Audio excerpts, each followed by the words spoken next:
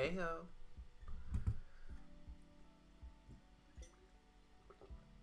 What's going on, everyone? We are here. We're ready. Who's ready? I am. It's gonna be fun. I feel like I look like a mess today. How do we feel? I feel like whenever I put my headphones over my hair, it gets so awkward. Ah! Alright, well, we're trying our best here. I actually think I'll do... Whoa, hello.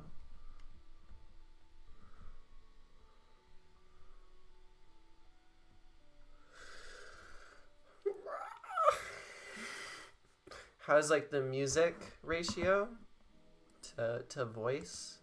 Music to voice ratio, how we feeling?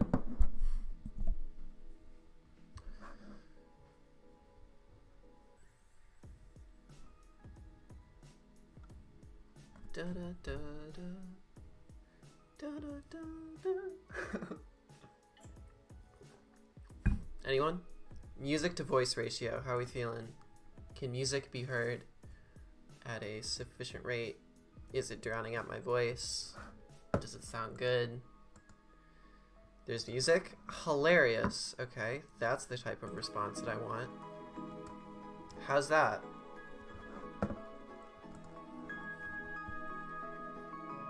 Is that too much?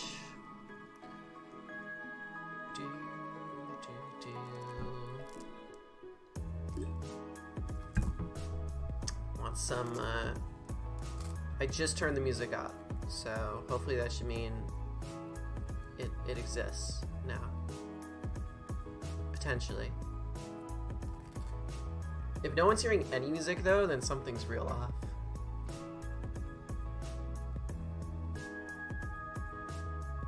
Alright, cool. We're good. Ayo. Maybe turn the music down a notch or two. Okay, we'll do. Bloop. How's that for a notch? That was one notch. I could do 2 notches. It's cozy. Oh, thank you, Phony. How's everyone's days been? I guess I should really break out the big news for those who are here and don't know because they're not in my Discord. Dissertation thesis is done. It's completely finished. Oh my god. I'm a free girl. It's done. So, round of applause for that. That's cool. Which means hopefully more streams. Won't do any draft leagues until next year, but hopefully more streams. Definitely donation streams. Every stream is a donation stream technically for the fundraiser, which is always going to be the first thing in the description. But words, sentences, what am I trying to say? We'll also just do these. I like doing these. I really like just talking, to be honest, and giving my opinion on things. So that's what we'll be doing. God, my hair looks so messy. Okay. We'll try this. I'm going to go through the Draft League Academia questions, but I suppose I should give like a bit of a, what is this? A little bit of background history before we start. So, what is this? What is Draft League Academia for those of you who might have found me afterwards? Draft League Academia was the series that essentially blew up my channel. And not blew up, but like it gave up. It gave like that initial boost to it. And what I did is I produced a lot of content about just random things, how to EV, low tier mons to pick up, what a win con is, what a win condition is, cores, things like that. And they got really big, and usually every video is averaging about 1,000 views, which is cool. Which is now nothing compared to the PPL viewer. I mean, it's probably right around where the PPL viewership is. But some of them are still there, but most of them aren't. And that's because I started that series before I transitioned, and while I still looked quite fruity, still had long hair and everything, it wasn't me, and I was going through a lot of tough shit, and it's been something that's been like racking my brain a lot in terms of like, do I want to keep this up, or do I feel so uncomfortable with my presence in these videos, do I take them down? And it's a tough decision, because there was someone in my comments the other day who was like, why'd you take it down? Why'd you take it down? And it's just hard to explain. I see the person in those videos, and that person isn't me, and I'm deeply uncomfortable with who that person is. Not to mention my dead name is in a couple of those videos too that I took down. So lots of valid reasons, I hope. But hope everyone's doing well. Hope everyone is having a good night. We're just gonna be chill here. Hello Kiloboom. Hello Phony. Hello Maya. Hello Arrow. Hello Dashing Subtile. Hello Glimpse. Hello Snowy. Hello Frandy. Lots of people here. Anyway, also leave a like. Leave a like. There's 11 viewers and 5 likes. I want to see 11 likes. 11 viewers. Come on now. But that is why I did that. And that is my motivation to reboot this series. Vepsis. Oh my god. Hello. Vepsis is awesome. For those of you who don't know Vepsis, go check out Vepsis' channel. He hasn't uploaded in a hot minute, but he is quite literally my favorite person in the entire Draft League community. So please go support him. Okay. Let's do this. Let's start answering some questions. How do we feel? If you want to leave a question in the Draft League Academia series that I do live, my Discord link is in the description, and in that Discord is a channel that says DLA questions, and I'm just going to go through them. I don't know if I'll have time to get through everyone's questions today. I'm really just going to stream for as long as like my voice can take it. But I'll try and do as many as I can, but I don't want to like rush through them, you know what I mean? Like I want to dedicate as much time as I can to really like address what's being asked of me. So yeah, let me pull them up. Addie's being real prepared here because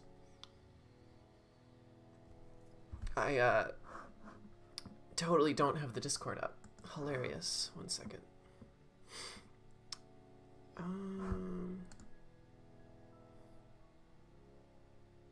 Okay, I have it up. Shout out to me for getting the Discord up. And the first question, oh my god, I need to switch my OBS. Hilarious. Is from Maya, who, from what I've seen, is quite a good player. But, you know, it doesn't matter. Like, you can ask questions no matter how you feel like your level in Mons is. Yeah, alright, Maya. Maya's question is, the biggest issue I always have is trying to figure out when an unexpected heat set would actually be better than a more standard set. Is there anything you look for that you use to help balance the opportunity cost?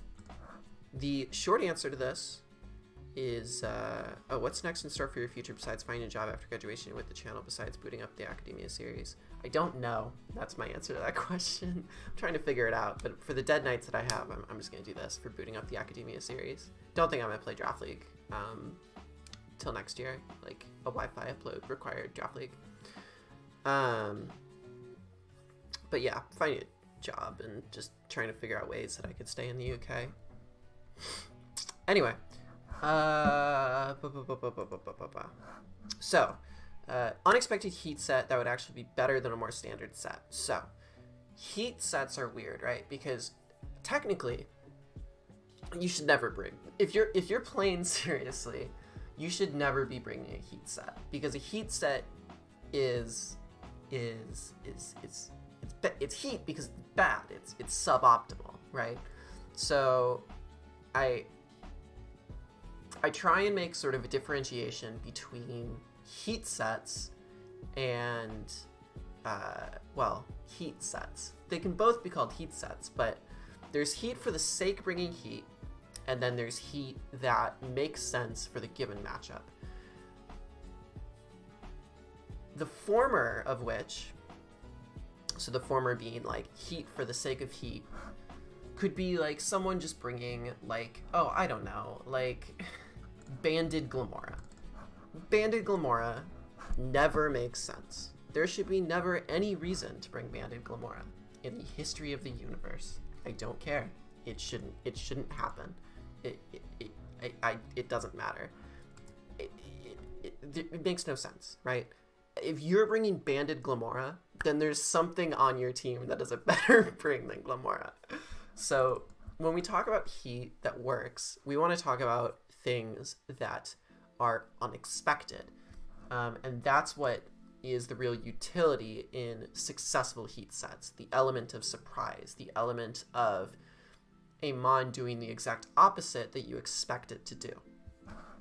So a good way to think of bringing heat sets and when heat sets are valid to bring or not is to consider essentially when, unexpected versus unwinnable. That's a good way to put it.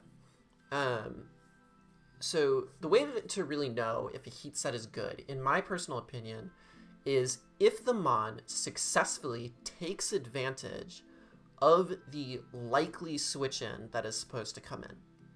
So let me give an example. Once upon a time, very recently, I played our good pal Drewby. I brought quite a bit of heat to this game. I brought sub-disable Dragapult, eject button Glamora with Smackdown. That's pretty cool. But the real heat that I brought, that I think came third place in heat of the season, behind like Joey's like 6-0 thing, and then Mephisto's like double team. So like the most like actual like single set to win heat of the week was this Arcanine set, which is a pretty silly set. It's an incredibly silly set, right? We have Overheat, Outrage, Fire Spin, and Substitute with a Binding Band. What is the point of this set, right? The point of this set is to either, I should probably bring up the matchup, right? Here, hold on. PPL.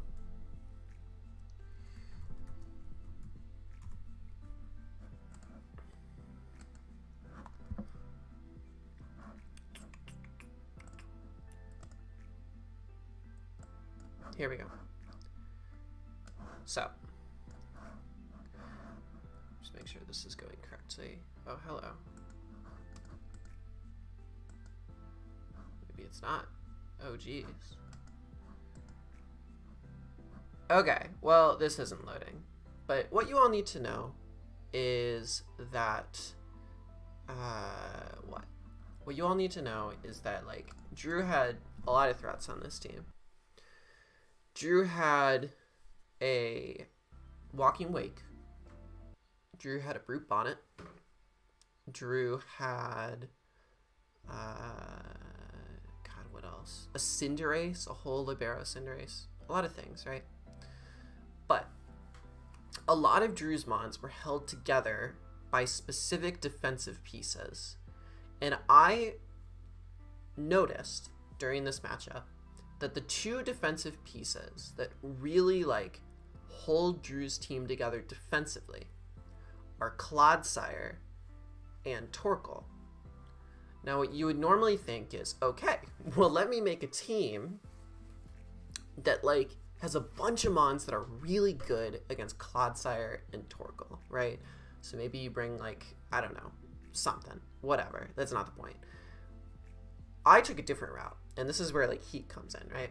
Is instead of bringing a team that like every single mon, you're like forcing every single mon to like deal with like these crucial defensive pieces, you know, to the sacrifice of what they could be doing otherwise. I crafted this one particular Arcanine set to lead and if you're Drew and you see an Arcanine and you're like, hey, this is an Arcanine, it's gonna Flare Blitz me or something, right? Let me go into my Torkoal, let me go into my Clodsire. Well, I crafted this Arcanine set to take advantage of those two mons as switch ends. So I think that's what's particularly important to keep in mind when you're building quote-unquote heat sets. You think about what the mon normally would bait in, right? And then does the heat set take advantage of that mon that gets baited in, right? So the thing about Banded Glamora, right, hypothetically, is that Glamora might bait in, oh, I don't know, a fucking... Glamora might bait in a Corviknight, right? This is a bad example because Glamora gets Corrosion Toxics, and I think it's T-Bolt too, does it? Oh no, it doesn't. Okay, so like, say Glamora baits in Corviknight, right? Offensive special attacking does just as bad as banded physical attacking. This doesn't give you anything because the Mon Corviknight is still beating the heat set and is still beating the regular set. You essentially want to understand, yeah, exactly. You want to understand the matchup and you want to say, what is my opponent most likely to switch into this one particular Pokemon and how can I take advantage of that switch in? So that's kind of the idea. I'm sure I can give like other examples as well. Let me see. Let's make up an example, right? So let's say,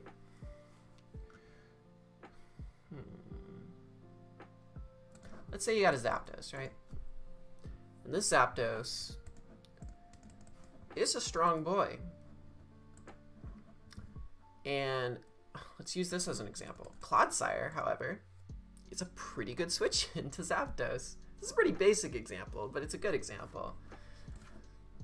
Now, Clodsire, say, is the only offensive switch into Zapdos on this guy's team, right? And you think to yourself, well, I'll just U-turn on the Clodsire. But then you look at the rest of the opponent's team that's besides Clodsire, and you say, wow, this team really drops to T-Spikes. But I can't bring T-Spikes with Clodsire around. What am I going to do? Well, what you can do as a viable strategy is you could run, say, a physical Zapdos with Brave Bird, which baits out the Clodsire and does a ton of damage to it because it has less defense. You could run a Choice Banded Brave Bird set if you're feeling bold enough, right? If you think Clodsire is likely to come in on the Zapdos, and you click a Choice Banded Brave Bird and knock it out, or at the very least bring it low enough, and then you go in later with, say, a T-Spike strategy, or say you have another electric type that can like Volt Switch around.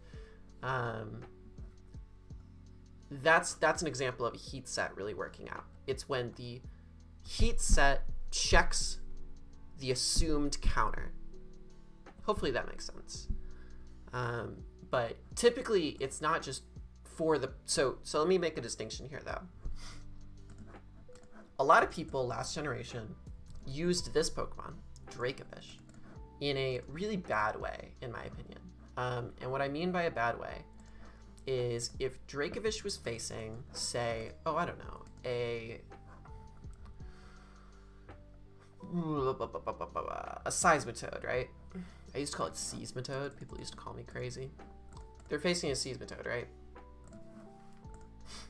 And they would run something like this, right? Even though this move is really fucking strong, they would run like Super Fang Draco Meteor, and they would run like max special attack with like some attack and like something like this, right? I think this is a horrible set. I think this is an absolute waste of time set. Yeah, with like Dragon Fang or something. You're better off like figuring out a way to trap the Seismitoad or get like T-Spikes up or something like that.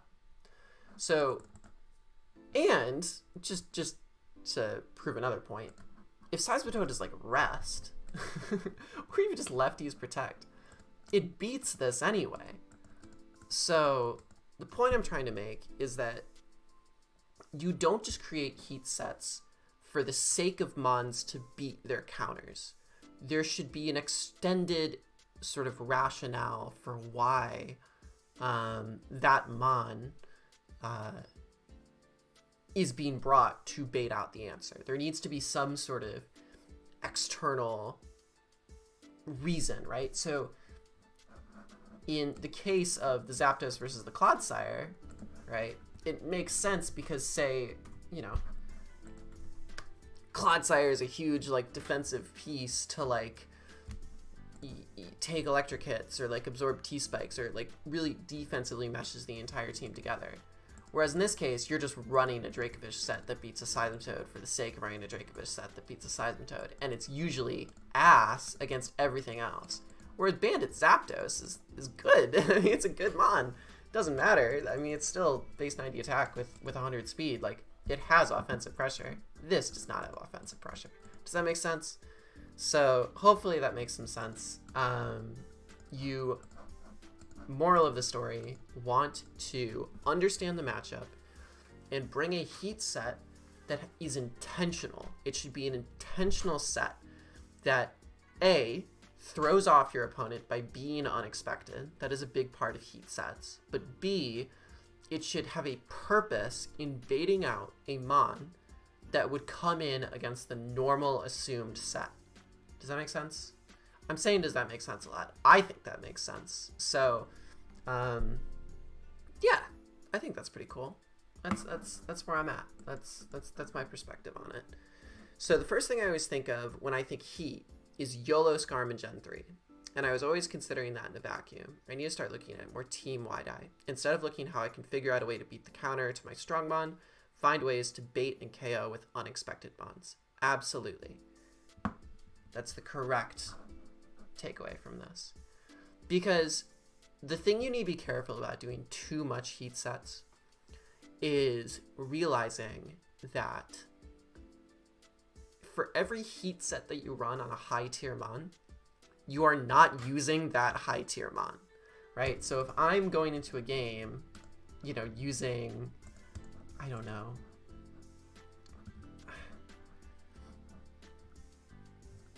Azumarill is a great example to this. Azumarill is an amazing mon. I actually think it's a better mon than people give it credit for. People give a lot of credit for it, but I actually genuinely think it's like best fairy in the game, potentially best water in the game. Incredible mon. A lot of that is because of huge power. And sometimes I see people run this stupid ability. And I'm going to be honest with you. I think there are virtually 0 instances, maybe 1% of instances that people should be running Sap Zipper on this mon. Because every time you're running Sap Zipper, you're not running huge power. So you lose out on one of your like best offensive pieces. So it needs to be intentional, is my point. Hopefully that makes sense. That's a hot take I have. I think Sap Zipper Azumarill is really stupid. That's my personal take. I don't care if the opponent has like a Zarude or a Meowscarada. Like, you have other mons that can beat this. You do not need to like waste your Azumarill and make it like a 4-point mon. Sap Zipper Azumarill. If Azumarill did not have huge power and just had Sap Zipper, it would be like a 2-point mon. But people bring it more often than like a 2-point mon would be brought, if that makes sense. So yeah, that's a good example.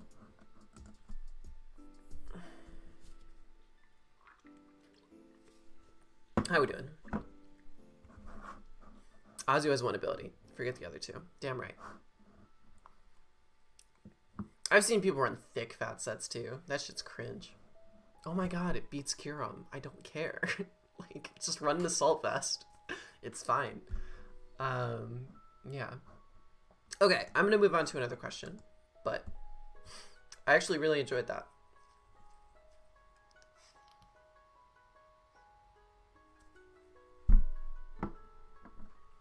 Okay. Snowy asks, I've always had issues with prepping for playoffs. especially against teams that I've played in the regular season. How do you handle playing against coaches that have already seen your strategy against them? Good question. And it's something that I used to struggle with a little bit, maybe. But yeah, I have some thoughts. Yeah, of course, Maya, no problem. So let's think about this question. So rematches for playoffs. I'm going to answer this question with a couple presumptions. Presumption number one is that neither side, quote unquote, memed, right? Neither side just threw the game. Because there's some games that happen where, like, it's like week 8 and, like, someone just, like, throws. I think it's hard to say because I did do this against Q, but against Q I didn't throw. I brought a real team. Most of the time you should never be throwing your games. Like, I just think it's a bit, I mean, whatever. Like, if you're not playing in, like, a super competitive league, then it's fine. But, like, if you're like, oh, it's playoffs, I'm gonna bring, like, fucking, like, Banded Glamora. God, we're shitting on Banded Glamora a lot today. Just for lols. It actually hurts you, right?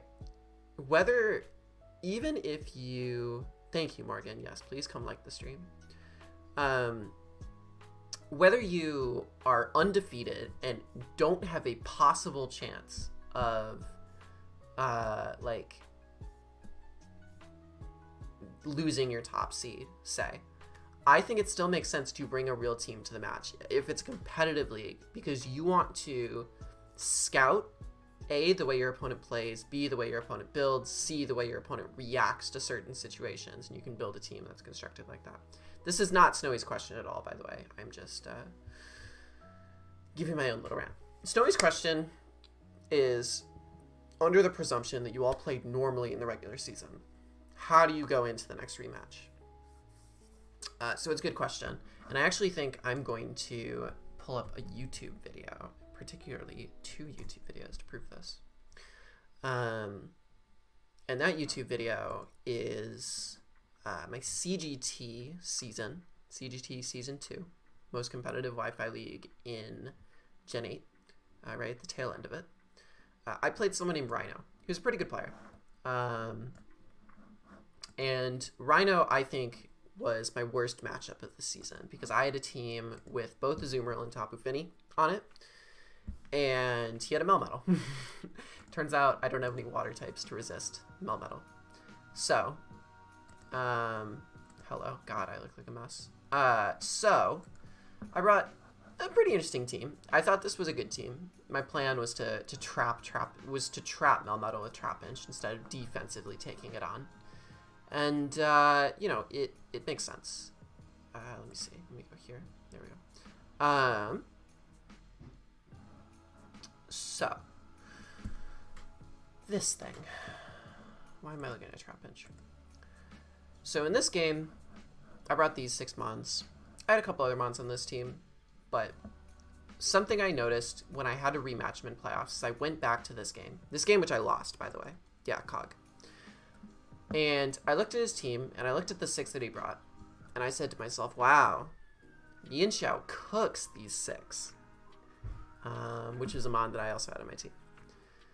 I don't really care if he has a better answer, like a Togekiss or something like that. The 6 that he brought, Yin Xiao cooks. It doesn't really matter what the rest of his team is, because Rhino was in a situation where he needed to win this game because he was almost out of playoffs. Props to him. He made a huge comeback and made playoffs. But he needed to win this game. So he brought what he thought was really good into me. And I looked at these 6 when I was prepping for the rematch, and I said, wow, Yin Xiao cooks these 6. And that was a big observation for me because, yeah, Yin Xiao didn't really exist. But that's another story. This is step 1, I think, of approaching a rematch. You look at the 6 your opponent brought last time, and you look at those 6 in particular, and you think to yourself, okay, if I only was prepping for these 6 mons, what would change about my prep? And the answer is probably quite a lot, because 6 mons can't cover literally everything. So that's step 1. Identify a mon that looks really, really good against your opponent. A mon that you didn't bring that looks really, really good into your opponent's 6. Craft that mon. Literally build that mon. And then zoom out and look at the rest of your opponent's draft. Okay, what are the stops to this new mon that you've just created? Honestly, there will probably only be 1 or 2. And build around those, like, possible responses. That's one piece of advice that I have. I think that's one approach that you can take by looking at a rematch. It's a very, like, simplistic way to sort of say it, because obviously your opponent is not going to bring the same 6. Maybe they will, but the odds are they won't. But also the odds that they're going to bring, say, 3 different mons, that they're going to bring only 3 of the 6 mons that they brought last time, or even like 2 of the 6 mons they brought last time, is also kind of low. Odds are they're going to bring a similar team with slight changes. So, for example, in this rematch, I remember Rhino dumped Curum and Decidueye for Inteleon and, gosh, I don't know, something else. Either way, point being, it didn't really matter, because I used the rest of my prep to account for those other mons. So, that's one piece of advice, is to look at the 6 your opponent brought and see, you know, what like was the mon that you could have brought that would have gone crazy, and then literally bring that mon. Second piece of advice is to identify what your opponent's strongest bring was last time, and really like tailor a better defensive answer to that offensive piece. So in this game, it was Melmetal. Melmetal clapped my cheeks. Melmetal absolutely fucking destroyed me. I just didn't have a fucking resist. And it was sad and scary. But now that I knew that he brought the certain Melmetal set he did, I was able to adapt a little bit more particularly to this Melmetal. And I'll show you what I did in a second. So that's piece number 2, is identified like the strongest mon on the team. It's definitely going to come, right? If it did the most work last time, prep for it again. But maybe do a little bit more intense prep onto it. And yeah, I'd say those are like 2 really, really big pieces. But I also want to give like 2 other caveats to this. Caveat number 1 is, if something worked, don't not bring it, right? I see this too often where people say, oh, I'm doing a rematch and I, you know, need to bring new mons because I already brought these 6 mons and I won last time. Well, you won last time, right? So your opponent might be better prepped for these mons, but you can still make them work, right? So if something still goes crazy against your opponent, bring it. Like, don't just not bring it because you brought it last time. But you gotta know what that is based on the matchup. And then the second thing is to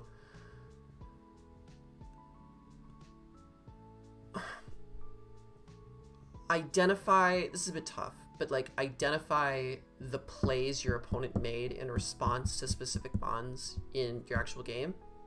And then this is where almost the conversation about heat can come in. Make new sets that account for those switch-ins, right? So if the first time you weren't sure if, like, you know, I don't know, if you weren't sure if Komodo or Melmetal would be the switch in to Exploud. This is a really weird example, but like I'm just saying 2 mons. Well, now you know. Now you have that information, so you can craft, you know, that Exploud to handle the mon that came in before, and be a little bit more targeted towards that. Yeah, but my general piece of advice is to start really weaponizing the 6 that your opponent brought, because the odds are it's not going to change too much. I'll show you what I brought to this this game. I got 3-0'd in the regular season. I made a playoff revenge team and I 5-0'd, I'm pretty sure. So yeah, that's pretty cool. Oh yeah, I did a bed cam here because I didn't have a desk. Okay. So she looks done with life. So very different team on my end, in the sense that I have added a Lego, added a Mienshao, added a Zarude. But there's a couple key changes here in particular. One is identified what his strongest mon was against me, and I brought Zarude. I brought a really defensive Zarude that, I'll be honest, was not able to take on Choice Band Melmetal. The reason I didn't bring bulky Zarude to the game week 5 was because I was like, he'll be Choice Band Melmetal, and that's really scary. What do I do? So I have to like offensively trap it. But then he showed his hand that he didn't want to run Melmetal in a choice banded way because he was using it as a defensive answer to a lot of my offense as well, with like lefties protect. So I said, okay, if he's going to be lefties protect with bulk on Melmetal, as you know, with an intention to like switch in on Crobat or Neolego or Finny, then I only need to make a set that doesn't really beat banded Melmetal. I can just make a set that beats all other forms of Melmetal. So that's what I did with this Zarude. It was Helmet with like Taunt, just nice, and like Synthesis, very physically defensive. I actually just literally show the team, but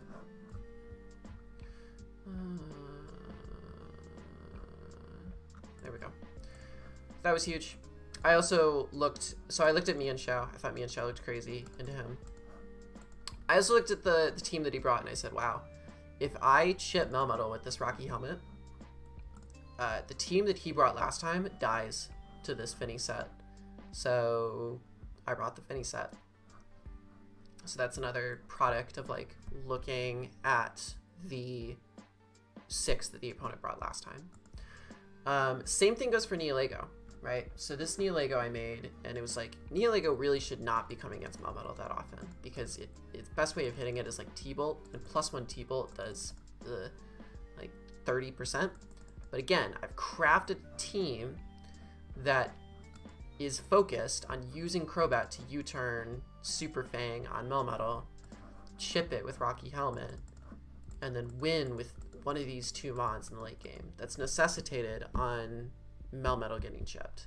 The reason I didn't bring it last time is because I didn't know how he viewed Melmetal in this matchup. I didn't know how he chose to, you know, use Melmetal in this game. I got the information that it was a early game defensive piece, and with that information I knew that I could take advantage of that and chip it down and bring win conditions that I wouldn't have otherwise brought in the first game. Hopefully that makes sense. So yeah, take advantage of information. Cool. New question. Hopefully that was helpful.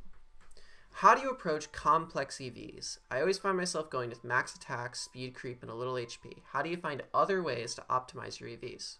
Great question. EVs are tricky, and I'm very excited because I get to give my little EV a rant. Couple basic things that are decent to know. Mons that are weak to rocks makes sense to run in odd HP number on them.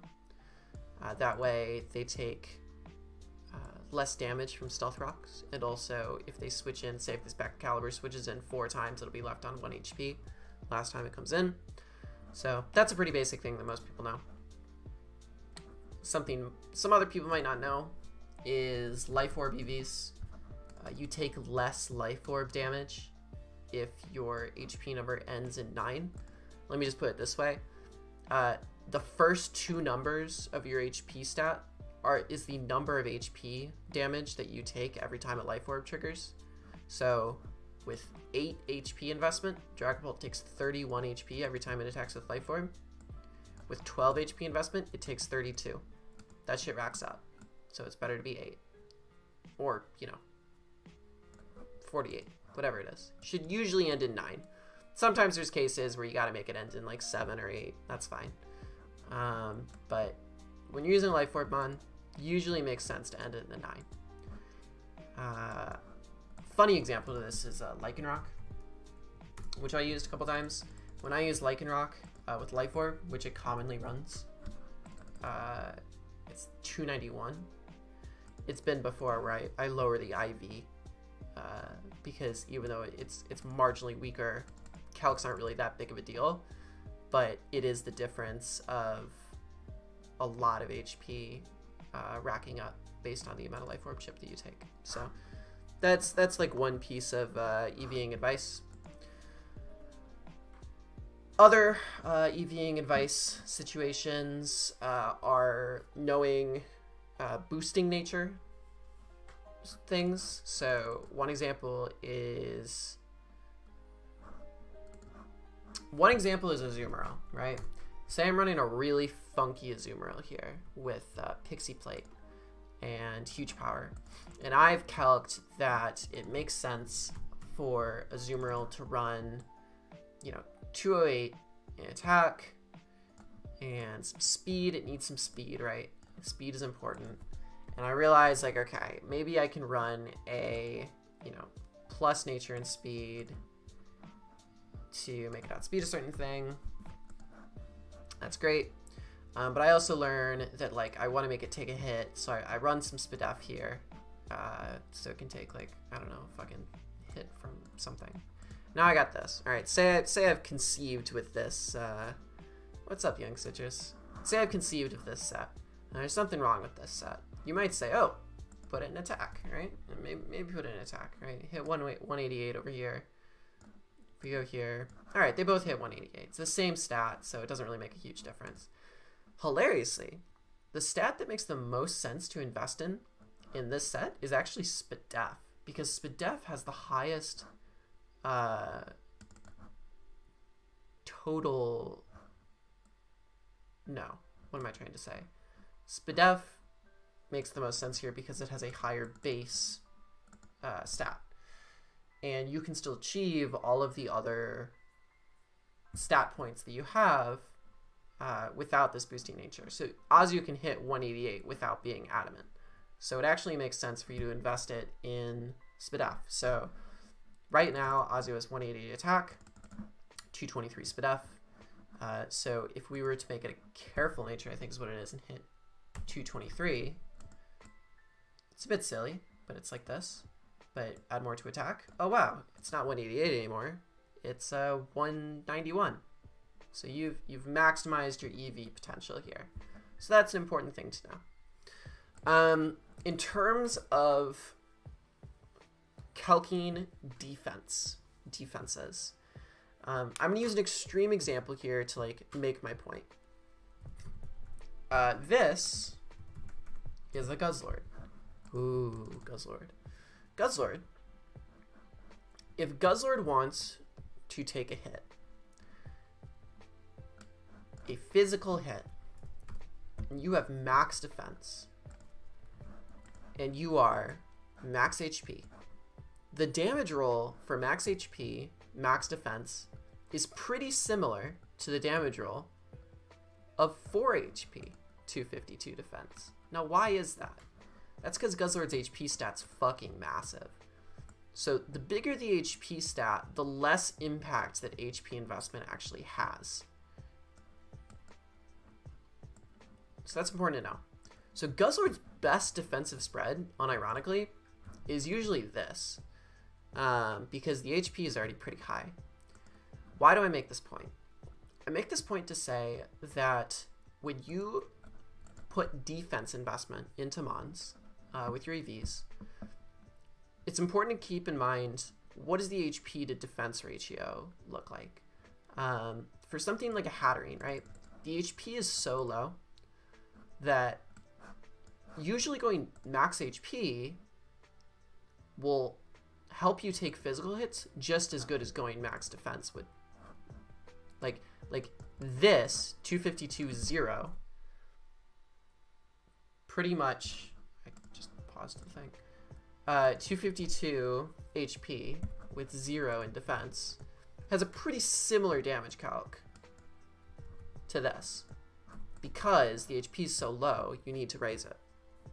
So why do you keep this in mind? Aloe is a good reference point too. There's a lot of good mons that are... Aloe is good for this. Like, yeah, you usually don't need this HP. I mean, the HP can help in some situations, but usually, like, Aloe can usually run like this. There's a lot of mons. Even Blissey. A lot of people run max HP on Blissey, and it's kind of silly. Like, you can just run max defense. But, why do I say this? I say this because this applies not just to the mons with really grossly high HP stats, and not just really grossly low HP stats. There's always a differential of stats between the HP and the defense that makes every mon have a sweet spot for taking certain hits.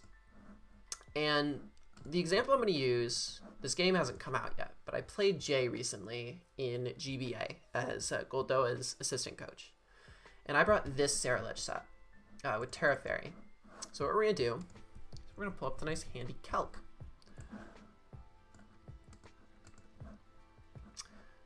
And we are going to put in Sarah Lich. In this case, it was level 50, so we'll calc for level 50, but this applies to level 100 as well. And I was calcing a Punching Glove Urshifu Rapid Strike.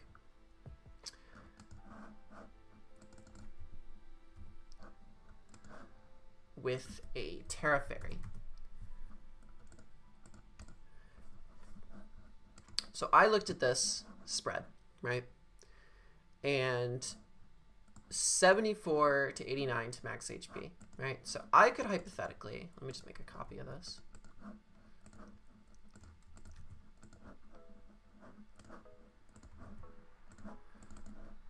If I ran this much, I would have 92 to spare. So 252, 92, as opposed to 148, 196. So the reason I had this much attack is because Terra Blast and Shadow Sneak KO'd things I need to KO, etc., etc.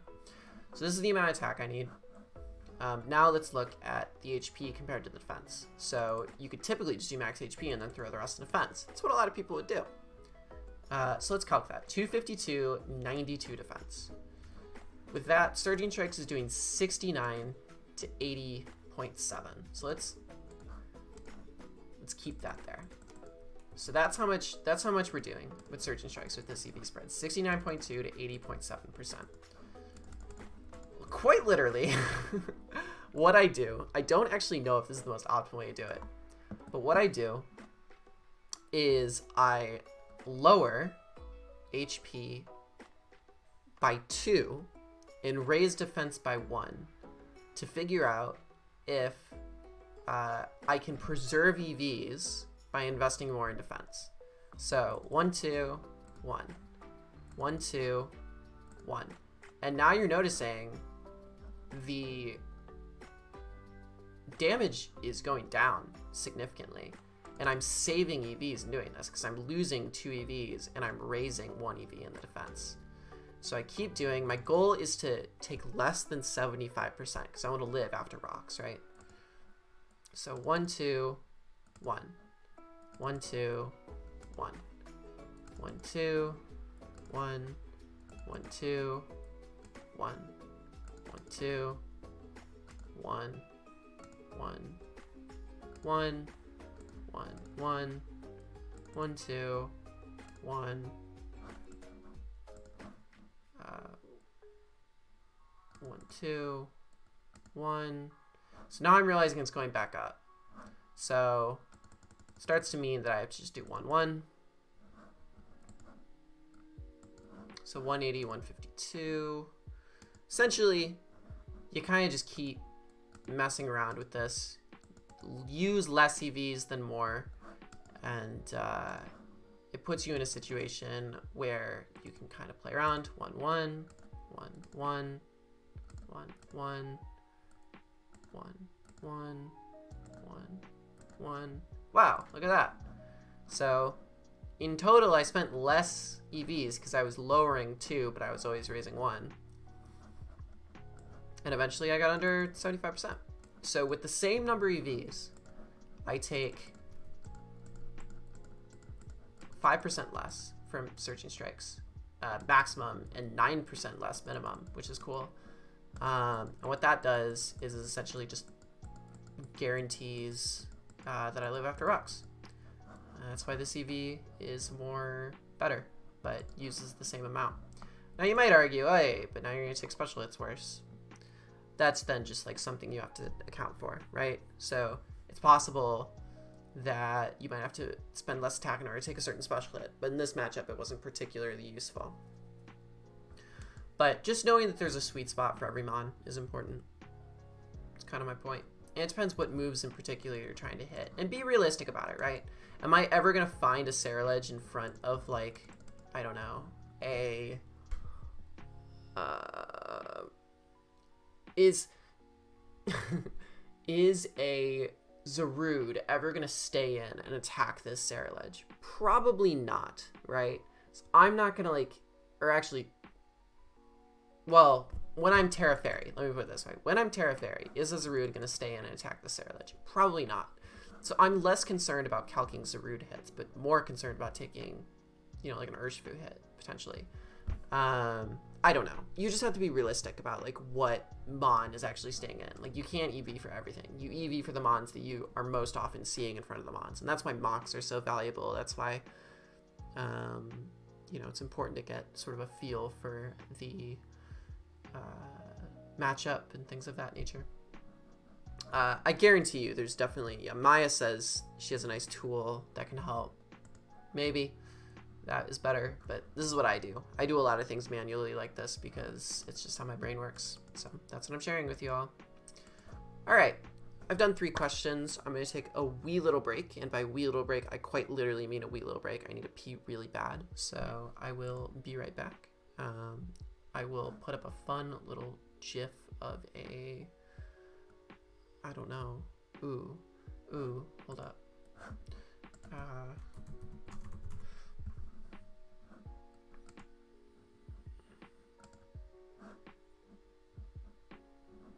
I really gotta pee, so this is getting hard.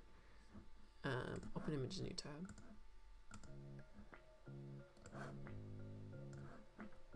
Alright, does that work?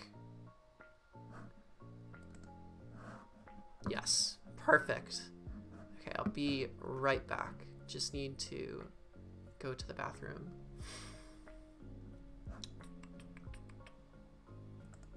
Bloop.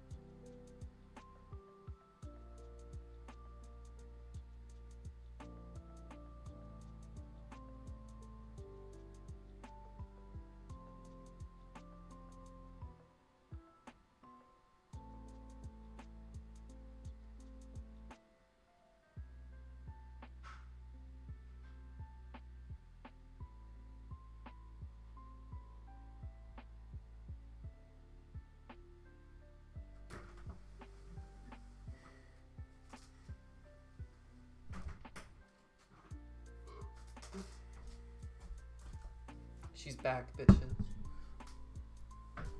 Ugh. And by she, I mean me. Ooh. I'm bold. Alright. So, let's keep going, shall we? Let's change team builder back. Put on my nice little sexy headphones. How's it going? How's everyone doing? Is everyone having a good day? Is this a good stream? How are we feeling? Hopefully this has been helpful and informative thus far. Because next on the docket, we get to talk about one of my favorite things. One of my favorite parts of Draft League. Me here. And I think most people will agree with me in this being one of my favorite parts of Draft League. I think a lot of people that feel this way. And that is drafting. Drafting a team. If only you got to draft a team as often as you got to play. Right? I mean, come on now. Anyway. So. It's she. 10 out of 10 stream. Hello. What's up, Goldoa? Love you. For those of you who don't know and want to watch me play Pokemon more, if you're like, oh, I'm so sad. Ooh, I'm so sad.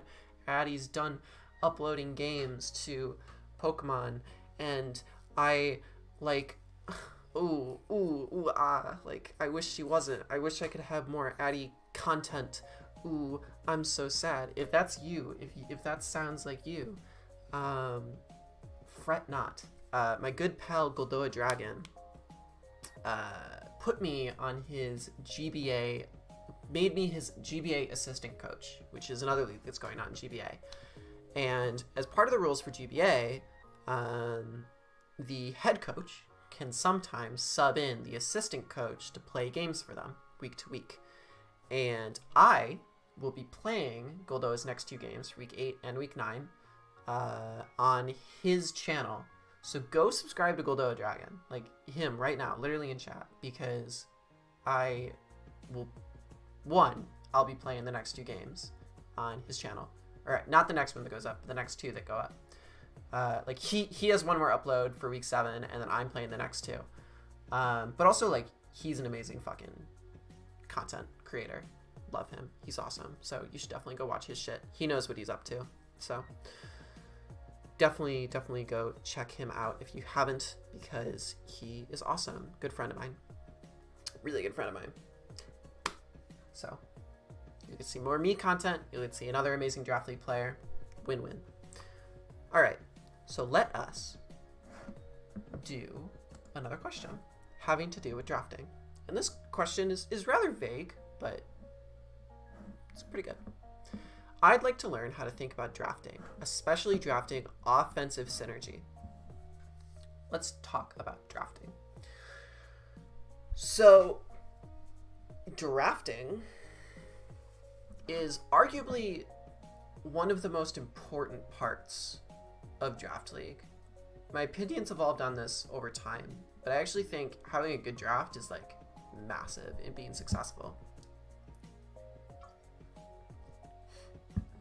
I very rarely see bad drafts win leagues, let me put it that way. So, if your goal is to win a league and you have a bad draft, you're in a shit spot.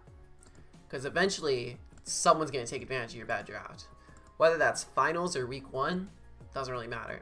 So, let's think about drafting. If we're talking about offensive synergy while drafting, we want to think about what mons let other mons in and vice versa. So let's use our good pal Palafin, for example. Palafin's a pretty goddamn strong mon. With Jet Punch and with other things, Wave Crash and Jet Punch and all the strong things, it can plow through teams. But Palafin does struggle against some grass types, against some water types, you know. Almost similar to Dracovish in that way. But what Palafin gets that, Dracovish doesn't, is Flip Turn. Flip Turn's a huge move on Palafin. And the reason it's a huge move is because it opens up the mons that you can draft alongside it. So if you were to say, pretty reductively, but just for the sake of simplicity, Palafin's only answers are water and grass types. There are other answers that aren't water and grass types. We're just using this for the sake of explanation. Well, what can I draft alongside Palafin that takes advantage of those mons that I bait in, right, with flip turn? One mon that comes to mind immediately is Zapdos, right? Zapdos is a mon that covers both the grass and the water types with one single mon. And also can pivot. I unironically think this is a great core, and I've never seen it. But I'm also not looking very hard, so I'm kind of convinced this is good. I think a lot of people shy away from it because it's the same speed tier. Hot take, don't think speed tiers are that important, as long as you have one or two really fast mons. If anything, having mons around the same speed tiers is oftentimes useful. I wish that I had more mons around the 100 base speed tier in my PPL draft. So I think this is a really good core. Another more simplistic example, Dragapult, King Gambit. Dragapult U-turns on the Sylveons, the Wigglytuffs, all that shit. And King Gambit comes in and absolutely destroys them. That's a good way to think about that, right? That's why I drafted King Gambit. What takes advantage of the mons that Pult has to U-turn out on? And is also a mon that has very few switch-ins in itself. That's why this is a really good combination. Another classic combination, Urshifu. I think Gengar is a really great partner for Urshifu. You U-turn with Urshifu against the, essentially the fairies as well. You go into Gengar. Amazing breaker. That's another example. There's so many examples. There's a gajillion examples. So when you think about offensive pivots, that's a good way to think, right? I've picked up, you know, this mon that has the potential to pivot on the this mon has very few counters, but at the very least can pivot on its counters. What is the mon I can bring in against those counters? Draft that mon, right? This is why I think type cores are kind of stupid, because everything I just said has nothing to do with the actual type of the mons. It just has to do with like the moves that they use, right?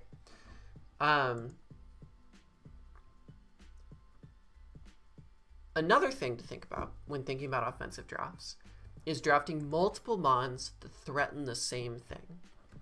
I'm going to make a plug here for my pal Azumarill and my pal Tapu Fini. Believe it or not, I won the most competitive draft league in Gen 8 on Wi-Fi with a draft that had these two mons both on it. And oftentimes, I brought both mons to the same game. Yeah, here it is. Fini Azu, Fini Azu, Fini Azu, Fini Azu, Fini Azu, Fini Azu. First 3 weeks, Fini Azu came. Came week 6, came week 8, came week 9. Good combination. Now, why is this a good combination, you might say? This is a little silly. You already have a water type. You already have a fairy type. Well, the reason these mons look really good is because they bait out the same mons. So if I'm facing a Toxapex, right? And Toxapex stops both these mons, hypothetically. Or maybe a better example is actually this mon, Tentacruel. So I faced a Tentacruel week 3 against my good pal Jack. And I used Fini with Assault Vest early game to bait out the Tentacruel and spam Nature's Madness against the Tentacruel. Wow, my opponent no longer has a bulky water or a bulky poison. Look what goes crazy. So I think duplicate types are actually quite helpful sometimes. And I think that's proven as well by Joey this season of PPL. He had a draft with 3 psychics on it. Delphox, Cresselia, and Galarian Slowbro. Now these aren't really offensive, I'll give you that, but sometimes they were. I mean, they would run Calm Mind or Nasty Plot or whatever. And, you know, the second you lose your Dark type, because one of the Mons trades 1-for-1 with that dark type, you know, it's over. Like, the other Mons go crazy. Something that I've been experimenting with in Gen 8 OU is dark type spam. So, like, I've never actually tried this in draft, but, like, Crawdaunt Weavile is a good combination. Bait out very similar Mons. Because the issue is, in Draft League, most of the time, the opponent will really only have one counter to a certain dual stab or one counter to a certain type. So if you have 2 of those Mons and you force a 1-for-1 trade, the other Mon goes crazy. So that's a piece of advice for doubling up on types. That's a little tangent. But that's okay. Cinderace is another Mon. If you want to draft around, like, you could U-turn into some. Okay, here's the reason, in my opinion, why Drewby in PPL went crazy with Brute Bonnet sometimes. Fucking U-turn on the bulky waters with Cinderace into this goddamn thing, and it goes crazy. Or the bulky rocks, you know what I mean? Cinderace, you turn on the bulky fires like Arcanine into this demon. That's fucking horrifying. Now you might say, ooh, Addie's advocating for the fire, water, grass core here. No, that's complete coincidence. I just realized that as I was saying it. But I don't even consider Cinderace a fire type. It changes its type all the time. Brute Bonnet was Terra. So I think when you're thinking about offense, it's oftentimes really silly to think like, oh, I need to grab a fire, water, or grass together, or I need to grab a psychic dark fighting. Oftentimes, Mons like that will pair well together, but it's not because of their typings inherently. It's because of the movesets that they have external to their own dual stab, because of the pivoting options they get, etc. When you're picking offense, you want to make sure that you have reliable hazard setting this gen more than ever. To be completely honest with you, I had Glamora Gastrodon on my team, and it didn't feel like enough. My team that Goldo and I have been using in GBA has like 8 spike setters on it, and I love it so much. It's so like easy. You just never have to worry about hazards because they're so free. So think about drafting Mons that are able to set up hazards like relatively freely. Mons like Garchomp come to mind. They can pretty much always slot on rocks. Whereas like Glamora, you know, sometimes couldn't come every game, or it was slotted into like an early game position. So yeah, you want to build around archetypes, not just types. There's also, because I've really only talked about doubling up on typings and pivots.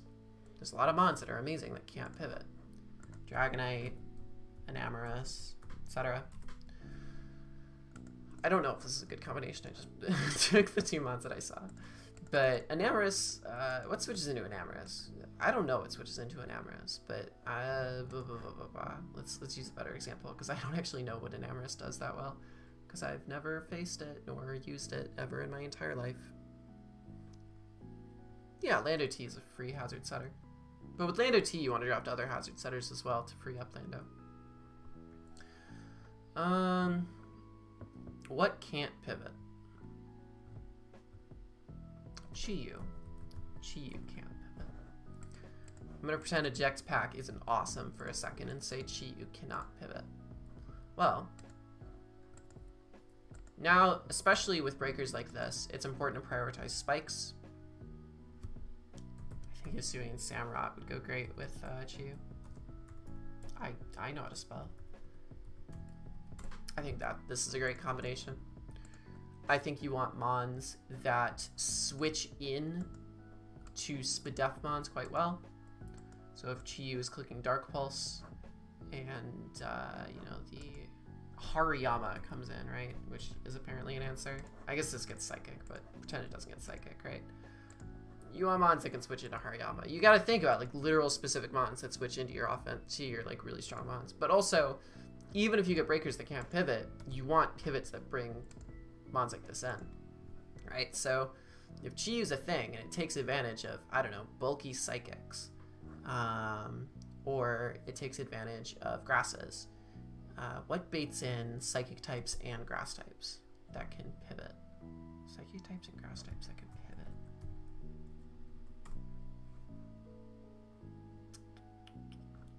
Iron Hand's good. Slow Volt Switch Iron Hands. It's things like this that you think about, right? I'm sure there's other mods. Rotom would be an amazing partner for Chi-Yu, right? Rotom's really only defensive switch-ins are grass types, maybe dragons, but dragons aren't usually like great Chi-Yu answers. We're talking about drafting offense, essentially. Yeah, so there's a lot of options.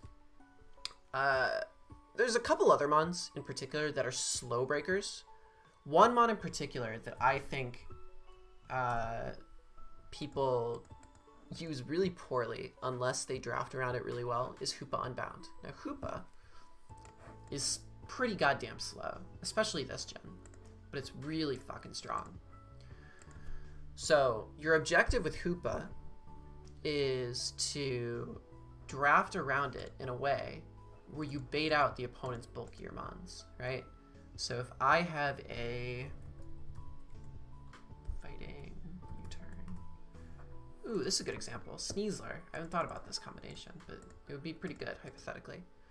Sneasler, you know, threatens, probably brings in bulky poisons and bulky darks.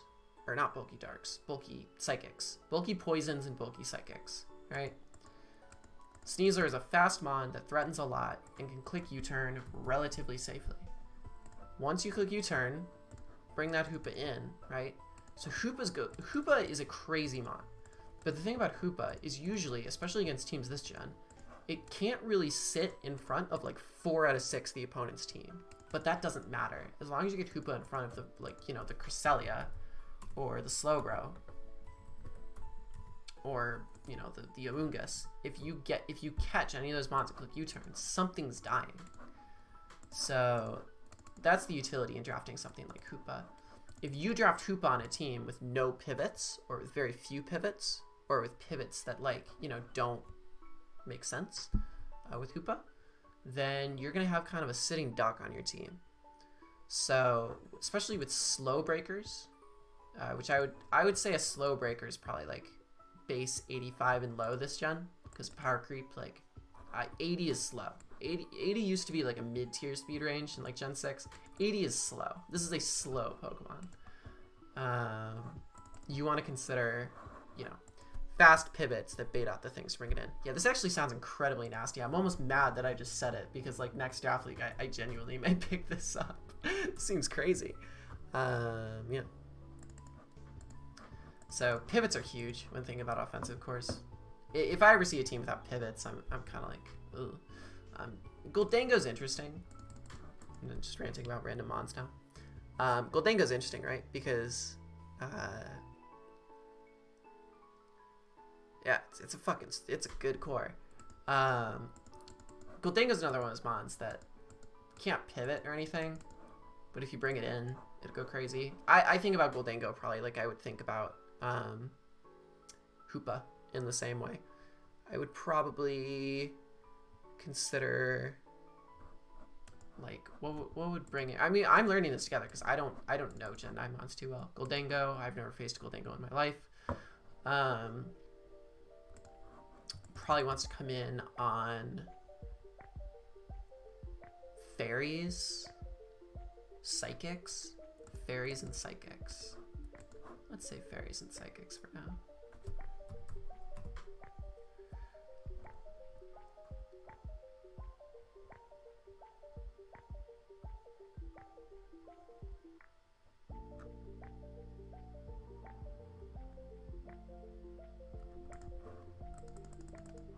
Could be something like this. Could be something like Keldeo, like a special attacking thing. I think Keldeo Goldango sounds crazy. That's another good combination. This is especially a crazy good core because I know it's not in this gen, but I don't know, Natdex is a thing. This is a good core because there's a lot of like combinations, right? Like Goldango baits knockoffs, and like this can switch in on knockoff quite well. Get boosted flip turns. That's always fun. You know, this choose fire hits. This pressures grounds. It's a pretty good combination. Yeah, I'd say this is a pretty good option. So again, fast mon that pivots, that brings in the slow breaker. Oftentimes, and here's the big thing. There's been a lot of drafts this gen where I've seen people draft Goldango and I've seen people draft Hoopa, and they go, "Oh, I gotta scarf them every week. Oh, Uki, blech, I gotta scarf them every week. This sucks." Oh, Quacklevol's a great example. Yeah, Quackleval and Goldango are good. My hot take, I said this earlier, but some people may have been here. I think speed tiers are incredibly overrated. I think you want to get fast mons. I don't think the rest matters. I actually think it's beneficial to have mons at the same speed tier. Say you have Quackleval and Goldango on the same team, right? But you need a Scarfer, right? To outspeed, I don't fucking know, like, you need a Scarfer to outspeed a +1 Gyarados. I don't know. Let's, for the sake of argument, say this is Terra Electric, just to prove my point, right? Gyarados is super spooky, and you need something to beat the Gyarados, right? At +1, and you need that Scarfer. If you only had one of these two mons on your team, one of these mons would be forced in a Scarf position, which I just don't like. So I think actually mons of the same speed tier range makes sense sometimes. I know I keep going back and bragging about this, but my CGT team, which was the most competitive league in Gen 8 Wi-Fi that I won, had Zarude, Mienshao, Nihilego, all pretty much the same speed tier. But the reason it worked so well, the reason those three worked so well together, is because I wasn't forced to scarf one of them to get what I needed. So, you know, it freed them up a lot. Like I said before, one of my biggest regrets of my team that I brought in PPL, I think Galarian Zapdos didn't do very well for me in PPL, and that was because it was forced into a Scarf position quite often because I didn't have another base 100 mon that could outspeed. So this was especially crucial in my match versus Joey, right? Versus Joey, I could not revenge a +1 Dragonite if I did not bring Choice Scarf Galarian Zapdos, which sucks because Protective Pads, Thunderous Kick went crazy against Joey. It did. It went crazy against him. But I didn't have a choice. Because if I did not bring Choice Scarf on Galarian Zapdos, I had to bring Choice Scarf on Dragapult, which was not happening. So, if I had a different mon at base 100, who knows? Maybe I could have beaten Joey and been PPL champion. So, I actually think having mons around the same speed tier is quite helpful in many instances because it frees up the roles that they have to be in. A little rant there. But yeah, U-turn, bringing in Goldango. Seems pretty cool. Does anyone have any like mods that they want me to like consider figuring offensive drafts out for? I think someone said Iron Bundle. I have actually never looked at Iron Bundle. I mean, I've looked at it a little bit, but like barely. I just know it like doesn't have Surf or Scald. This is kind of a best of both worlds type situation, right? Like Iron Bundle probably brings in like bulky waters or fat Spadef fairies, perhaps, and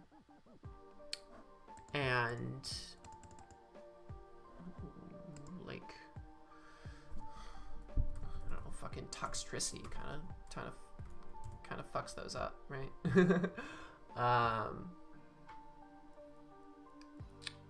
Or Magnezone. Like Magnezone seems like a good partner with this, which can Volt Switch on grasses and then bring in the Ice type. This seems like a cracked combination, actually. Hold the phone.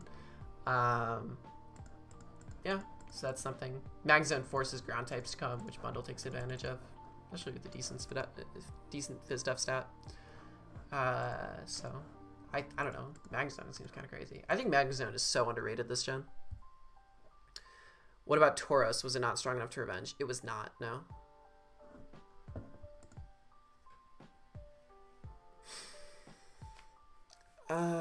Mega Mawile. I mean, Mega Mawile is going to be pretty similar to, like, what we were just saying before, right? Like, what mons bait out those fairy types that Mawile takes advantage of. Like, Pult does.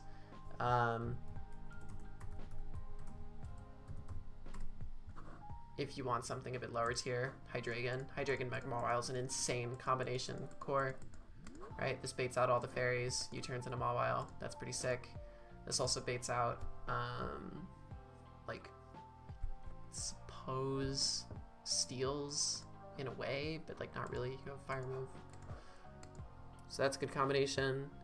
Meowscarada is interesting. Electric Train, Magnezone, and GG. That is yeah, that's cool. I think Magnezone bundle is pretty sick, actually. Meowscarada.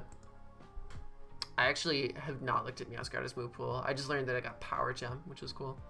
Another mod that I've never faced in my life before. It's a pivoter, right? Yeah. Meowscarada's a tricky one because it's like the jack of all trades. But Meowscarada probably brings in like fat steals, right? Presumably fat steals and fat fires. So perhaps, I mean, Garchomp's probably an amazing combination with it. Sandy Shocks probably isn't bad. Ton of good options with Meowscarada. Sandy Shocks, okay, actually, I'm gonna advocate for Sandy Shocks Meowscarada here real quick. These two mods both get spikes. And one gets rocks and one gets T-spikes. So with these two mods, not only are you like making an offensive combination that's like speedy and like they cover each other's weaknesses offensively, but you also have mons, like two mons that are pretty easily able to slot hazards on their sets, which then just like benefits each other. So this is a great combination. I like Sandy Shocks, Meowscarada. Fairy switch in on it, yeah. I mean, that's, I think if fairies switch in on it, like you can put like a steel on there, or like a ground type that I guess has Iron Head. Garchomp's great. Iron Treads Meowscarada sounds insane. Oh my god, Jesus, that's fucking cracked. That's even better than the other thing I was saying. Yeah. I'll do one more. I'm not gonna do Greninja, just cause like Greninja could do a million things. I mean, I will say like Greninja, we paired with. Well, Greninja's weird here because the way I conceive Greninja this gen is not really as much as an early game mon breaker as much as it is like a mon that comes in like when it can and just battle bonds and wins. So I feel like you slot Greninja onto a team like that Meowscarada team, like Greninja, Meowscarada, Iron Treads, right? Like if this is your draft, right, and you have spikes on this, Stealth Rock on this, you're pivoting around with these mons, you're covering each other's weaknesses, and then all of a sudden, once something goes down, Greninja comes in and sweeps, like that's a good draft. So that's more Greninja's role, I think.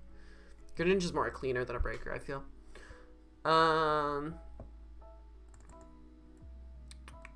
Yeah, I think that's enough examples for now. We talked about this for quite a bit. But it's kind of fun. I haven't really looked through these mons a lot enough to know. But I feel like I just like came up with some meta breaking cores. I'm curious to see if anyone tries the Sneasler Hoopa idea, because that sounds cracked. Oh my god. But when you just look at it through that lens of what does the other mon bring in, you know, it gives you perspective on how to draft your offense. Have you ever drafted Mega Latias before? I don't think I've drafted it in a very, very long time. If I've used it, no, I actually don't think I've ever used it. I don't think I've ever used Mega Latias. So, It's a good mon. I mean, I've definitely used it in a mock or two. Okay. Alright, since the Shockwave League, subtle plug for my little fan league that I'm doing in my server, there's a couple slots open if anyone's interested. I've been wondering a lot of things. One thing that pops up in my head the most is, are there things that are considered necessary in draft? So, I just kind of talked about one of these things. The short answer to this question is no. I don't think there's anything that's necessary in drafting that has to do with like types. I think it's important to get good priority. I think it's important to get pivots. I think it's important to have hazard setters. I think having spikes and rocks is really big. I think you can make a good draft that is missing any type, to be completely honest with you. I've seen phenomenal teams without steals. I've seen phenomenal teams without waters. I've seen phenomenal teams without fairies. I've seen good teams without grounds, to be honest with you. So, yeah. But, like, generally you do want those mons. Like, you can make good drafts without those typings. It's just more likely your draft is good when you do have those typings. But the issue that most people fall into when they draft is they say, oh, I need to get this typing and this typing. And they get a mon that, like, doesn't really slot in with any of the roles. And they just, like, add it because they're types that they don't have. And it just comes this really, like, janky draft. So the main things I think that are important is finding offensive synergy. I just talked about that before. Finding defensive backbone. You don't need like a whole ass regen core, but you want to be able to switch into things if need be. And that requires some synergy knowledge in itself. You want hazard setters, but you want a multitude of hazard setters so that you pretty much have hazards every game. I think the player that brings hazards versus the player who doesn't bring hazards, the player who brings hazards is like far more likely to win this gen than any other gen, except Gen 6. Yeah, focus more on archetype than type. Naturally, if you focus on archetype, the types will come together anyway. Sometimes it's important to focus on like having key resistances, but that doesn't mean having specific types. So like if your team is like kind of ground weak, then get something that's good for ground weak mons, but don't just checkmark types. I talked about speed tiers a little bit. I think having fast mons is good. I think you should probably usually always have a fast mon. At the very least, base 110 or higher. I think base 115 or higher. It obviously should be a good mon, not something dog shit like Barraskewda. That's a bad mon. Could you go over all the archetypes?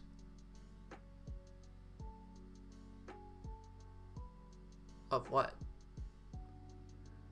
Of what? Like offense, balance, defense? Or like when I say archetypes, I mean like offensive cores and defensive cores. I hate the word core though. Offensive mons and defensive mons that work together. Realistically though, I think there's just certain things you want to get. You want to get priority. Priority is crucial. I had E-Speed Arcanine this season of PPL. Arcanine was like my round 10 pick. I picked it up because I didn't have enough priority. If I didn't have E-Speed Arcanine, I probably would have gone like 3 and 5.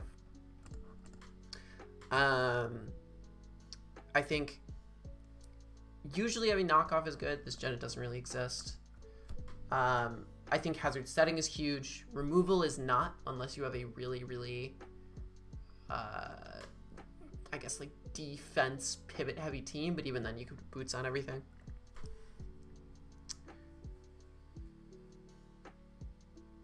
Archetypes just meaning roles instead of just like types. I guess I should stop using the word archetypes. I just mean roles. Like you want specific roles. You want an offensive breaker. You want a, you want a Spidefmon, you want a Fizdefmon, or mons that have the capacity to do both.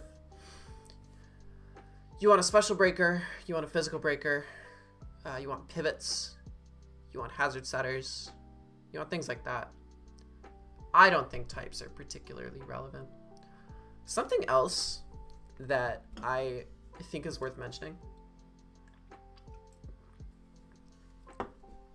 You want a team that has a wide array of good abilities.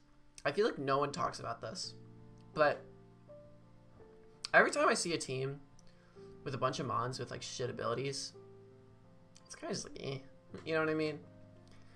I think like teams with like a bunch of rough skin mons or like a rough skin mon and intimidate mon, you know what I mean? Like my team in PPL, I remember I would look at like every team I make, be like, wow, every single one of these mons has killer ability. You know what I mean? So that's pretty cool. I don't really have any advice on that. I just think, you know, there are teams that have like, there are mons that just sort of have lame abilities that don't do anything, but they're good mons nonetheless. But when you add all those mons onto the same team together, it's kind of like, eh.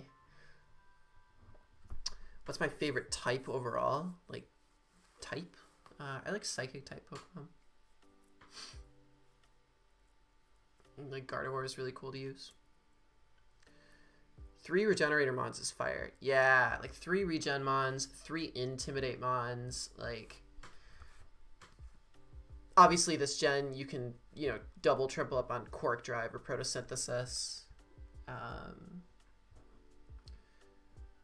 Having a ton, something else that's like crazy is like having a ton of like mons with like 30% chance will like, you know, increase your chances of getting hacks in your favor significantly. It's like Flame Body, Heatran, and like is anything at Poison Point? Alright, this is a little silly. But like Heatran, Garchomp, right? Like abilities just passively like skew games in your favor so fast. Like, so if you have these 2 mons, right? This is pretty goddamn big. Like, it just is one other thing that your, you know, opponent has to really think about over the course of the game. So, yeah, thinking about getting good abilities is pretty important. Like Corviknight, for example, I think is really shit. It doesn't have any good abilities. I honestly think Corviknight's really shit this game in general. This gen. Yeah. Well, Heatran is up here. Mons with 4 times weaknesses are really useful times, sometimes, and Garchomp, lol. Yeah, I think they're more useful to have. Ironically, I think 4 times weak mons are important to stack up on when hidden power is in the game. When it's not, I just don't think it makes a huge difference.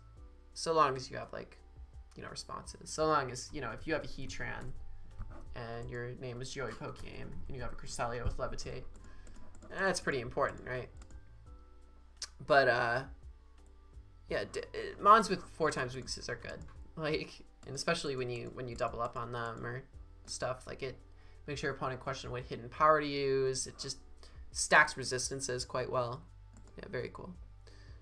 Yeah. Alright. Hopefully that answers some questions. I'm gonna do one more. Oh god, phony.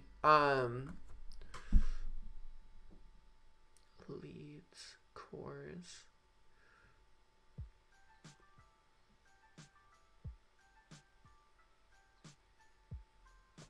Alright. I'm going to answer Phony's first question. More of a fundamental question rather than a draft-specific question, but what is your thought process when deciding on leads in general, outside of instances with a dedicated lead? It's a tough question, because it is my opinion that you should always have a dedicated lead. I don't care. Like, I genuinely think every single match, you should go into it knowing what your first turn ideally is. You might not craft a dedicated lead. That's quite literally like, oh, like, you know, lead this mon and take a Stone Axe and then, you know, do whatever. Like, in this instance, I was always leading this Arcanine no matter what, right? Because it beat everything that could possibly lead, and it, like, you know, the turn 1 was great. But even if you have a team that doesn't necessarily have a quote-unquote dedicated lead, you should be entering the game knowing what is a more likely lead than something else, if that makes sense. And, you know, there's been games that I've gone into and I said, I'm probably leading, you know, Gardevoir. But there's, you know, if this one mon doesn't show up, then an Arcanine lead looks really great. You know what I mean? Like, you should always be entering games with that mentality. If you're entering a game with zero clue of who you lead, and you look at the matchup and go, oh, this looks good, you're in a pretty bad situation. Another hot take is I think leads that are just like clicking U-turn for the sake of clicking U-turn are a bit silly. Like, if you are leading Cinderace every time, just click U-turn. Like, like it doesn't really do much for you because you're immediately putting yourself in a situation where you have to switch in to something like immediately, and it's not great. So that was something that happened in my game against Drew. Is I led Arcanine, he led Cinderace, and the reason he led Cinderace is because I won a U-turn, but it didn't do anything to Arcanine. Then he had to switch into an Arcanine. You know what I mean? So I actually think this gen more than ever, it's best to lead mons that give either hazards or immediate offensive pressure. I don't think a lead U-turn mon necessarily does that. So, for example, Shadow Stitch might still be in this chat, but one of the best leads I ever crafted was this Rotom Heat set, which I used in my first ever Wi-Fi win, and it was really good because I realized if I led it, and I didn't really care about boots because I was always leading it, and I just start setting up, I was always going to take like 1 or 2 mons off rip. So yeah, that was my dedicated lead. I think this is much better than a Volt Switch Rotom Heat set, you know? So you want to like craft leads that give immediate offensive pressure, and you want to have a good idea on what your lead is coming in. It doesn't need to be 100% guaranteed. I'm gonna lead this, but you should have an inclination of what might lead. You should generally have some decent idea of what is most likely to lead headed into your game. Because what crafting turn 1 allows you to do is it allows you to craft turn 2, right? If you have some idea of how certain turn 1s could play out based on who you're leading, then you know, you get put in a situation where you can sort of think about the game a bit further.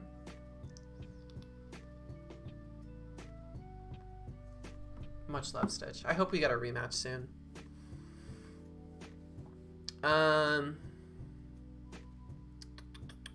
Quick unrelated question, are we going to be doing game reviews for the SWL once it starts? Maybe. My schedule's a bit goofy. I'm going to be in Berlin for a week at the end of this month, and then I'm going to be in Detroit for 2 weeks at the end of October. So if I do that, it won't be consistent.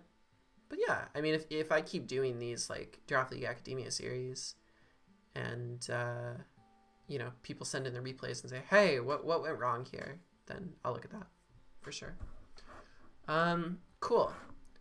I'm gonna be honest, y'all, I'm getting a little sleepy. How long have I been streaming for? Hour 40. Ooh, spicy.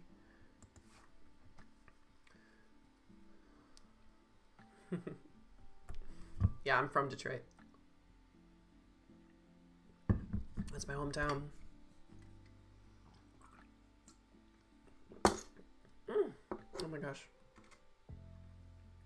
So, yeah. I think I am... Well, it's less that I need to sleep and more so that I've been talking for almost 2 hours straight. So my voice starts to hurt.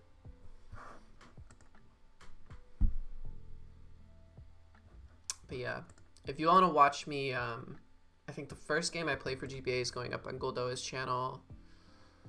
Not this Sunday, but next Sunday. So the 17th? 17th. And then I'm also playing the game that's going up on the 24th. So, it might be worth. Careful on 75, it still sucks. Yeah, it's never great. Anyway, this is the team that I brought versus Jay for the game that goes up not this Sunday, but next Sunday. It was a fun team. I brought AV and like eject pack on Garchomp and all this fun stuff. Also, random hot take. Keep all your teams. I know it looks messy, but you will regret it if you don't. And you get to check and see like the evolution of like sets that you brought. Which is really cool. Like Mew, for example. I used to run Mew like this. Like, well, it's a bad example. I used to run Mew like, yeah, like this. Like very, very defensive, like Psychic Roost, like fat, bulky, like, yeah, shit like this. And now I run like Spike, Super Fang, Volt Switch, I want crazy new sets. Like Life Orb, Psychic Flamethrower, Ice Beam Post Combat. You just take advantage of its like infinite coverage. More spike sets. You just get to see how the mon evolves over time. So I always think that's a cool idea, is to have all your teams as far back as humanly possible. Plus, you just get to have them. Like, I think that's really cool. You should, yeah, have folders for your leagues. I have folders for all my leagues. I don't think y'all can see it. Oh no, yeah, you can. And the ones that I've won, I have little crowns on, so that's really cool. How many leagues have I won? 1, 2, 3, 4, 5, 6, 7, 8, 9, 10, 11, 12, 13, 14. Nice. I'm a 14-time draft league champion. Although I won a couple leagues beforehand. I think I'm more like a 16-time league champion. But either way, it doesn't really matter. I'm not here to talk about how great I am, except I'm really great. Also, for those who are watching, do have a donation link in the description for my transition fund. If anyone has the means, we're getting real close to like really fully covering everything for the first surgery, including like housing costs and things. That's in the description, etc. Yeah.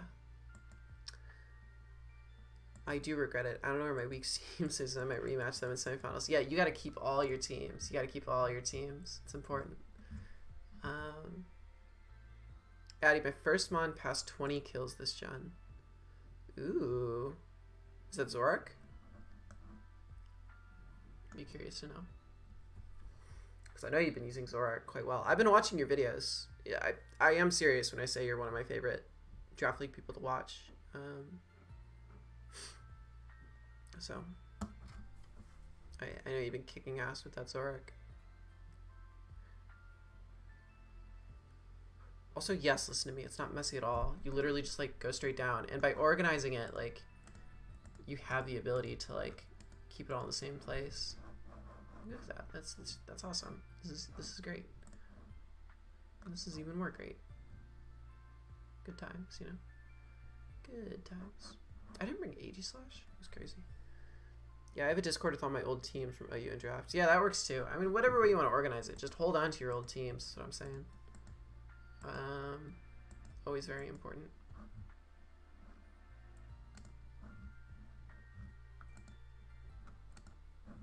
Always very important.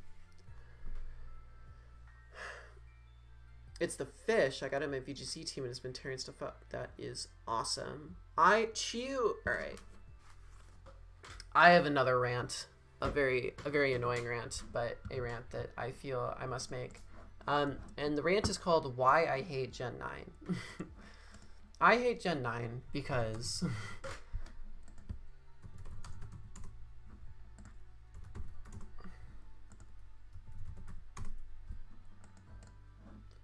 I don't fucking know. All these fucking mons, get ready for the hot take, are boring. They're so boring. Most of these mons, every single time you play them, you know what set is coming. If I'm playing a Chi-Yu, I usually know what set is coming, but it doesn't matter because the set is so good anyway that I could have the best prep for it and still lose. They only do one thing. I just feel like they're all min-maxed. Like, all these mods are min-maxed and so uninteresting because they just always click the same buttons every single time. It's like Dracovish syndrome or Spectre syndrome to the max. It's just really annoying. The move pools are limited. It's huge stat mons with incredibly limited move pools, and it's so boring. So that's why I don't like this gen. Regieleki goes there when it's Terra. That's why I put it there. Walking Wake's another example. Like, ooh, you click 2 buttons and that's it. Yeah. I hate how it's like the standard now. Like, when I was drafting Goldoa's team, we drafted Garchomp and Greninja. And people told us that these two as our S tier picks were bad because we weren't drafting any new mons, because the new mons have power creep and these mons don't. But the difference is that these mons are actually interesting to use, whereas I don't give a flying fuck about using, like, I don't know, like Annihilate or Spathra or anything like this. Like, it's just whatever. Like, they all do the same shit. I much prefer mons that are deep and versatile in their move pools and can run like different sets. It can be like offensive, defensive, especially defensive, especially offensive, physically defensive. Love the versatility. I know Garchomp's insane, but they're like, ooh, like power creep. You didn't draft the Palafin. How dare you? Iron Valiant has some versatility, sure, but its singular versatility comes from whether it's just physical or special or mixed. And like, that's whatever. Like, it's like once you see one move, you know what's going to be. And usually based on the matchup, I've never had an Iron Valiant matchup where I look at it and go, ooh, I don't know if it's going to be physical or special here. Usually it's pretty fucking obvious whether it'll be physical, special, or mixed. So I just don't think it's like... I still don't think it's interesting. Like, this is why I'm annoyed. Like, old woman just yells at clouds. Yeah, I mean, it's true. I just, like... I look at these mons and I'm in the matchup for, you know, I get it. Yeah, I understand. Like, yes, you can EV mons funny and whatever. But, like, compare it to, like, Infernape. Or compare it to, like, I don't know, Manaphy. Or, like, compare it to, like, Huron Black. Like, I'm just reminiscing about, like, the Gen 6 days. Where, like, you could run so many different options on all these mons because their move pools are so fucking vast. It's insane. I don't know. I'm just, like, very much in this, like, mentality where, like, I just feel like there's mons that are out there that can run, like, such versatile sets and have such deep move pools, and you just can't do that this gen. You just can't. Unless you draft mons that are like Greninja and Garchomp that are quote-unquote below the power creep, right? So, all the new mons, I think, yeah, you can EV them different, but, like, it still doesn't compare to, like, the versatility that mons had in Gen 6. Do I sound like an old grandma? Probably. But you get my point. So much is just the inability to run lame toxic style sets. You are absolutely bullshitting me, Phony. It is not the inability to run lame toxic style sets.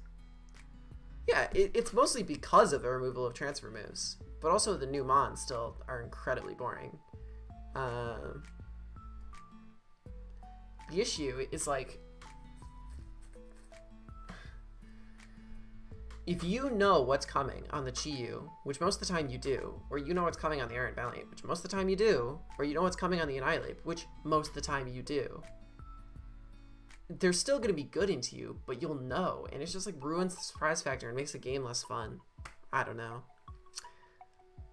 That's my boring boomer take, but I like Gen 6, and I like Gen 8. Yeah. Sorry. That's where I'm at. I just wish mons were a little bit more versatile. They're not. They're not. Ooh. I made a mon Spadef instead of... I made my Annihilate Spadef instead of, you know, attack invested. Ooh, I'm so creative. Like, sorry, I just completely, like, mocked the person who said they were doing that on Annihilate. But, like, my point is, like, that's not interesting. Like, that's not something that's, like, you know, so fucking cool that, like, it used to be, like, sick. Like Mega Venusaur used to be able to run, like, it used to have, like, okay, Mega Venusaur is an example of a mon in Gen 6 that, like, had a pretty, like, decently shallow move pool in some senses, right? Like, you would run, like, Synthesis, you would run Giga Drain, you would run, you know, Earthquake, and you'd run, like, Leech Seed or something like this, right? And it's like, ooh, okay, but, like, and you'd run that maybe half your games, but then in other games you'd be able to run, like, Curse, and, like, Knockoff could, like, come out and just be super surprising, or Sleep Powder could come out and be super surprising, or you could run Sword Sand sets, or yes, you could run Toxic sets, or, like, you would just have all these little techs that you have on these mons that you can, you know, resolve certain prep issues with via creativity, but you can't do that with any like mons this gen because they're all so fucking boring. Ugh. All right, that's. Imagine how insane they would be with actual options. You either get power or versatility. Yeah, but who asked for that power? That's my point. Like, I would rather they get power and versatility, and then we just ban like the mons that need to be banned. Like, versatility is what makes Pokemon exciting. Versatility is what makes Draft League exciting. I think this gen more than ever because of power creep. I look at matchups this gen, whether it's my own matchups or I'm helping other people with matchups, and I can accurately predict what the pick one mon is bringing to this game. And it doesn't matter because it's still such a good mon and such a good moveset that knowing doesn't immediately like stop like the set. So yeah, that's my take. And the worst part about it is that all these mons are round 1 mons. So it's why I took Pult in PPL. I took Pult in PPL because I looked at everything and I was like, wow, all these mons suck. And by suck, I don't mean they're bad. They're amazing mons. They're just incredibly boring. Yeah, so. But it's also quite intentional. Like, we saw it with Spectrier. We saw it with Regieleki. We saw it with Dracovish. Like, at a certain point, they just made mons that are, like, min-max the move or the stat, and, like, make it a type. Like, this is the Ghost Pokemon. This Pokemon just clicks the Ghost move and runs, like, double kick? Are you kidding me? That's so unbelievably fucking boring. Regieleki, like, oh, it just clicks electric moves. Dracovish, oh, it just clicks the one move. Like, Pokemon is so exciting when you have, like, a moveset that comes together. But now you have so many sets this gen with like the third and fourth move is completely irrelevant because you just have mons that are power creeped to such a high level that you can just run 2 attacks on them and it doesn't matter. That's my issue. Chi-Yu just needs to run dual stab. Walking Wake just needs to run dual stab. Iron Bundle just needs to run dual stab. It's just annoying and I think it's silly. That's where I'm at. Anyway, old woman rant over. Leave a like on the stream. We're at 28. Let's get to 30. I'm done answering Draft League Academia questions. I'm tired and bleh. But I appreciate, yeah.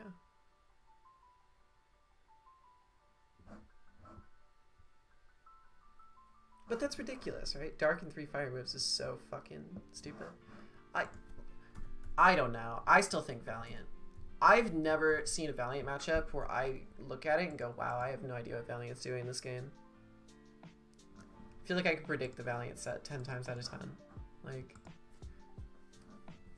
sorry.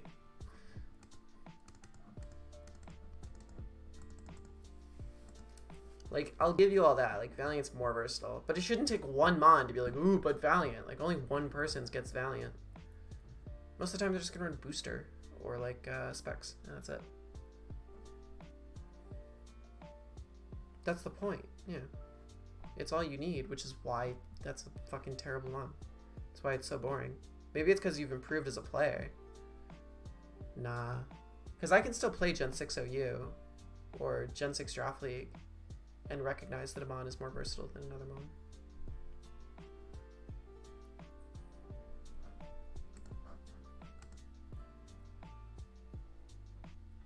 Like, there's the top mons.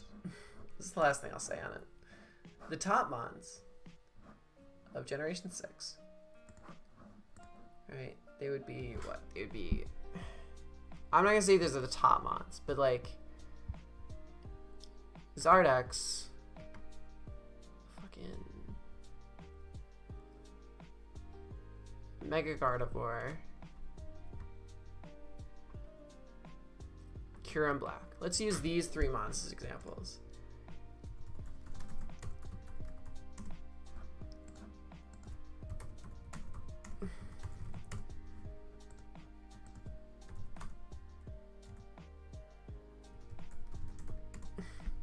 Now let's look at Chi-Yu. Now let's look at Iron Bundle.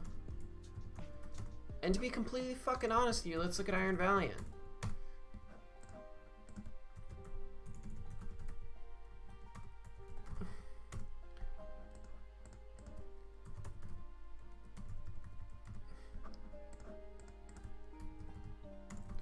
Like, if I was looking at these 3 mons with these moves, I would say I'm clicking these 3 moves like 99% of the time with most of these mons, right? Whereas with these are incredibly insufficient sets on these mons, but they're both some of the top mons of their generation. So, I don't know. Ape and Valiant have quite a lot of sets. It doesn't matter though because they're predictable. Also, like, for Ape, it has a lot of sets, but the move sets aren't the same. It's, ooh, Rage Fist, the Mon, right? For Valiant, it's, you know, physical or special, does pretty much the same thing. That's where I'm at. That's why I'm doing an at-dex league, because I'm tired of these other fucking Mons. So, you won't catch me ever drafting. I'm serious. I think Infernape is arguably harder to tell what it's doing, but Valiant, I reckon I can tell on match. Exactly. Exactly. Infernape is much harder to tell what it's doing. Yeah, exactly. Kyle just made a great point. Yeah, you will never, ever, ever see me this gen draft a Chi-Yu or a Bundle or any Mon that's just like min-maxed stab Pokemon. Why? Because it's boring. It's so unbelievably fucking boring. Alright. I know I've said the rant over like 3 times, but now I actually mean it. Thank you all for coming out to the Draft League Academia stream. I got through quite a few questions. I'll be doing... I'm gonna do a little reaction on Phony's second question with like an arrow, I guess. Let me do a reaction on this.